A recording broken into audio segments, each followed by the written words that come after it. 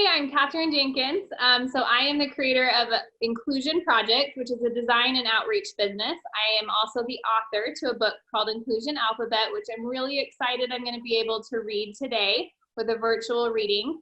I design shirts, I write books, and I talk a lot about inclusion, and I educate about it in schools. So Inclusion Alphabet came out, it was published in 2018, and Inclusion Alphabet is for everyone. I like to call it a picture book that is not just for kids, but it's also for adults. I like to teach it and read it in schools.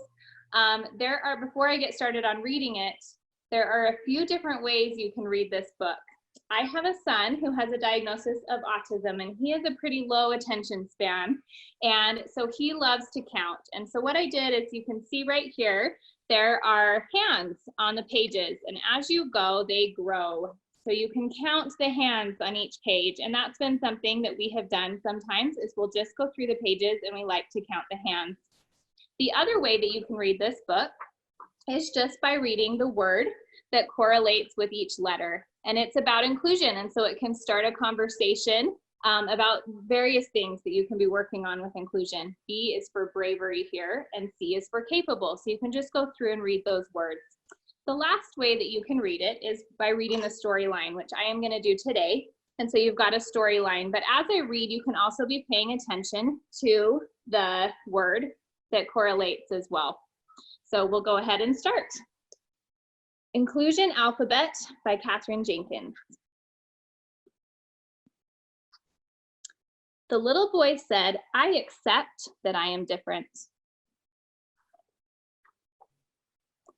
The little boy's mom said, "You are brave and can try new things." The friend of the little boy said, "Look, I'm capable, and so are you." The little girl realized she was different too. A man down the street at the neighborhood park felt empathy for a stranger and asked, "How do you do it?" The stranger said, "I forgive and let go. I focus on each day as a new opportunity." The little boy's brother was grateful for a friend to play with. He had a big heart and loved everyone unconditionally. The little girl listened as her teacher talked about inclusion and how it can be a journey that is different for everyone. The teacher said, "Inclusion is not about being in the same place. It's about being kind and then adapting our plans to make room for everyone." Another way to show kindness is to listen to people's feelings. The little girl tried hard to listen to those around her.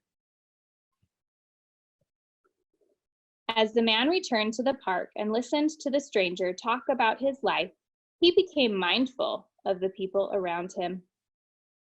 "We aren't all that different from each other," he said. "We are not normal, but who wants to be normal?" He was open and excited. He saw happiness all around him and decided that he would look for ways to include everyone. The teacher told the little girl, "Everyone can reach their full potential with a little help." The little boy walked home with his mom. "It will be better tomorrow. You have a lot of great qualities I admire in you," she said. His mom talked about respect for others with a different skin color, a different gender, or different beliefs. The little boy's baby brother gave him a big hug. "Even though people can be mean, I know that you can be strong, and I know that you can be kind," she said. "No matter what, I will always love you." And one day, those people who acted mean will be teachable, and they will learn. We can all learn.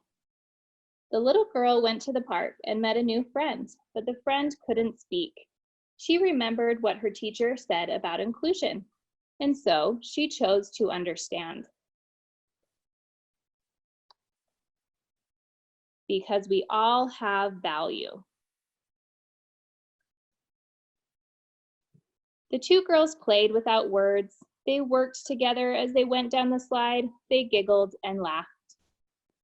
As the little boy entered the park, he could hear a group of people singing, "Xenial, be Xenial."